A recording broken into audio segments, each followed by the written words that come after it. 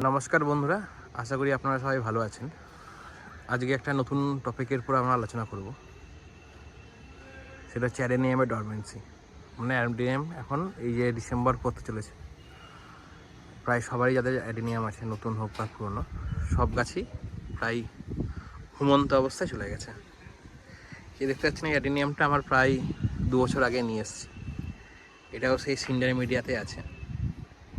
এর কটেক্সটা দেখতে পাচ্ছেন অনেকটা বেশ বড় হয়েছে, লাল কালারের। তাও এখন দেখুন কিছুটা কুড়ি ধরে আছে। এই যে পাতাগুলো সব পড়ে যাচ্ছে। এখানে আরও কিছু অ্যাডেনিয়াম রাখা আছে আমার। এই যে এগুলোও প্রায় সেম এজের।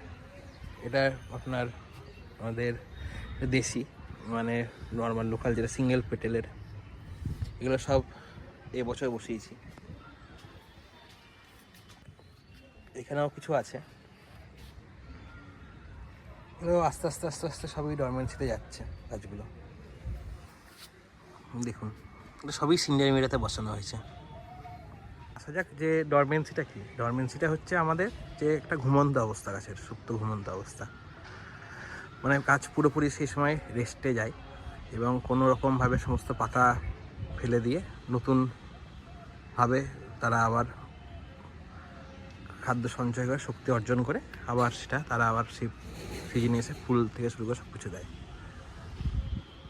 এখানে দেখতে পাচ্ছেন একটা আছে একটু এই যে এগুলো যেগুলো আছে, যে ফাঙ্গাস টাইপের লেগেছে, এগুলো সব যখন অ্যাডেনিয়ামকে যখন রিপোর্ট করা হবে, ঠিক আমরা যেমন গোলাপ গাছে রিপোর্ট করি সেইভাবে তুলে এটাও রিপোর্টিংয়ের ভিডিও দেখাবো আমি।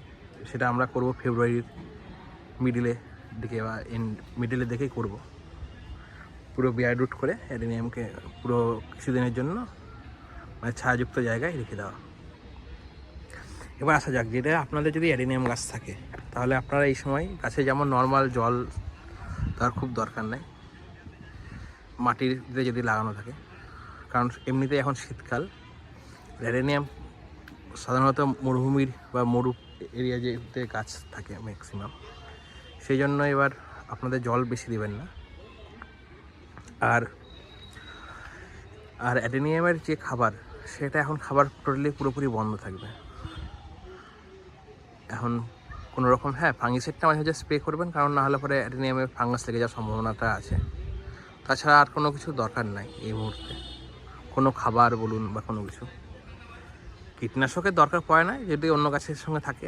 আমারও যেমন ওই গোলাপ গাছে আমার দিতে যাওয়ার সময় সাথে সাথে আমি জারবেরা গোলাপ গাছে তার সঙ্গে সঙ্গে অ্যাডেনিয়ামে অল্প কিছু আমি স্প্রে করে দিই। এইভাবে আপনারা পরিচর্যা করতে থাকবেন। আর এখন জলটা খুব বুঝে দেবেন। সিন্ডার মিডিয়ায় আমার একটা যেমন পুরো ঘেসের সঙ্গে কোনো কিছু মিশানো নাই। আগে এগুলো মাটিতে ছিল, আমি মাটি থেকে তুলে আমি ঘেসে বসিয়েছি। এরপরে আবারও আমি ঘেসেই বসাবো। সুতরাং অ্যাডেনিয়ামে এখন পরিচর্যা বলতে এইটুকুই। এটা একটা ইম্পর্টেন্ট জিনিস, যদি এইটুকু করতে পারেন ডরমেন্সিতে রেখে অ্যাডেনিয়ামকে রিপোর্ট করলে পরে অ্যাডেনিয়ামে আরও দ্বিগুণ ফুল আসবে। আর কোনো রকম এনপিকে খাবার বা কোনো কিছু এখন কিছু করবেন না। যদি ফুল ভাঙার কোনো দরকার নেই, যেমন যা আসতে দেন, ওকে ওর মতন থাকতে দেবেন। আর সত্যি কথা বলতে গেলে আমাদের এই দিকে কোনো রকম সেইভাবে আমরা গাছের ডরমেন্সি হয় না আমাদের, কারণ আমাদের ওয়েদারটা ওরকমই। যতটা পারা যায় ডরমেন্সিতে আনার জন্য কোনো ফোর্সফুল ডরমেন্সি বা কোনো কিছু করার দরকার নেই। এতে বিপরীত হতে পারে। যারা নতুন তারাও কোনো রকমভাবে এগুলো নিয়ে ডরমেন্সি বা এগুলো নিয়ে মানে গাছের সুপ্ত দশা এগুলো নিয়ে কোনো বেশি মাথা ঘামানোর কিছু দরকার নেই। যেমন নর্মালি যেমন আছে, পাতা পড়ছে, পাতা পড়ে যাবে, এটা স্বাভাবিক। কারণ শীতকালে পাতা পড়বেই অ্যাডেনিয়ামের, আবার গরমকালে আবার গাছ নতুন রূপে সেজে উঠবে। এইটুকুই বলার ছিল আপনাদের সঙ্গে।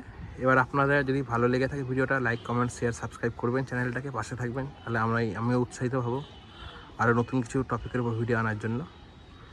ফেব্রুয়ারিতে যখন আমি আবার রিপোর্টিং করব, তাহলে রিপোর্টিংয়ের সময় কীভাবে রিপোর্টিং করছি না করছি সেটাও আপনাদেরকে দেখাবো আমি। ধন্যবাদ।